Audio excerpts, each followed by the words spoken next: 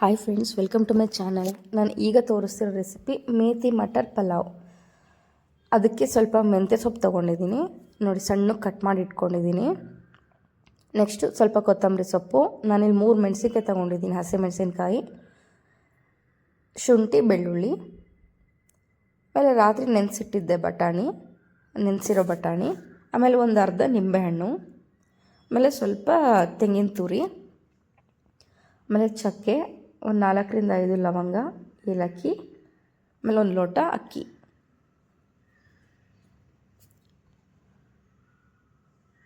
So next ಏನು ಮಾಡೋಣ ಅಂದರೆ, ಒಂದು ಮಿಕ್ಸರ್ ಜಾರ್ಗೆ ಶುಂಠಿ, ಬೆಳ್ಳುಳ್ಳಿ, ಹಸಿಮೆಣಸಿನ್ಕಾಯಿ ಮತ್ತು ಕೊತ್ತಂಬರಿ ಸೊಪ್ಪು ಇದಿಷ್ಟನ್ನು ಹಾಕಿಬಿಟ್ಟು ಚೆನ್ನಾಗಿ ಪೇಸ್ಟ್ ಮಾಡ್ಕೊಳ್ಳೋಣ. ನೋಡಿ, ನುಣ್ಣಗೆ ರುಬ್ಕೊಂಡಿದ್ದಾಯಿತು. ಇದನ್ನು ಸೈಡಲ್ಲಿ ಇಟ್ಕೊಳ್ಳೋಣ. ನೆಕ್ಸ್ಟ್ ಏನು ಮಾಡೋಣ ಅಂದರೆ, ಒಂದು ಕುಕ್ಕರ್ಗೆ ಸ್ವಲ್ಪ ಎಣ್ಣೆ ಹಾಕೋಣ. ಎಣ್ಣೆ ಕಾದಿದ ನಂತರ ನಾವು ಸ್ಪೈಸಸ್ ತೊಗೊಂಡಿರ್ತೀವಲ್ಲ, ಚಕ್ಕೆ, ಲವಂಗ, ಏಲಕ್ಕಿ, ಅದು 3 ಹಾಕಿಬಿಟ್ಟು ಸ್ವಲ್ಪ ಹುರ್ಕೊಳ್ಳೋಣ. ಅದು ಫ್ಲೇವರ್ ಬಿಟ್ಕೊಳ್ಳುತ್ತೆ. ಫ್ಲೇವರ್ ಬಿಟ್ಕೊಂಡ್ಮೇಲೆ ನಾವು ಡೈರೆಕ್ಟು ಮೆಂತ್ಯ ಸೊಪ್ಪು ಹಾಕಿಬಿಟ್ಟು ಮೆಂತ್ಯ ಸೊಪ್ಪನ್ನ ಬಾಡಿಸ್ಕೊಳ್ಳೋಣ. ಸ್ವಲ್ಪ ಆಗ ಕಹಿ ಅಂಶ ಹೋಗುತ್ತೆ. ನೆಕ್ಸ್ಟು ಬಟಾಣಿ ಹಾಕ್ತಿದ್ದೀನಿ, ಅದನ್ನು ಸ್ವಲ್ಪ ಫ್ರೈ ಮಾಡ್ಕೊಳ್ಳಿ.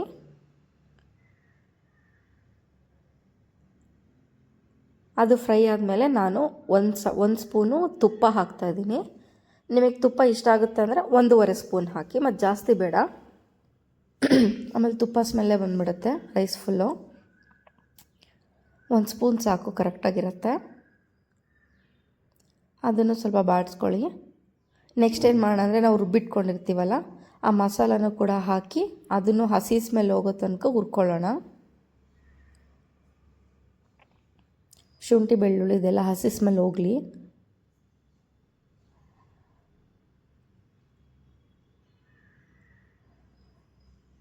ನೆಕ್ಸ್ಟ್ ಏನು ಮಾಡ್ತಿದ್ದೀನಿ ಅಂದರೆ, ತೆಂಗಿನ ತುರಿ ಹಾಕ್ತಾಯಿದ್ದೀನಿ.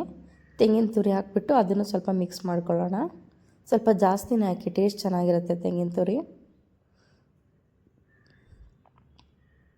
ಚೆನ್ನಾಗಿ ಅದನ್ನು ಮಿಕ್ಸ್ ಮಾಡ್ಕೊತಾ ಇದ್ದೀನಿ.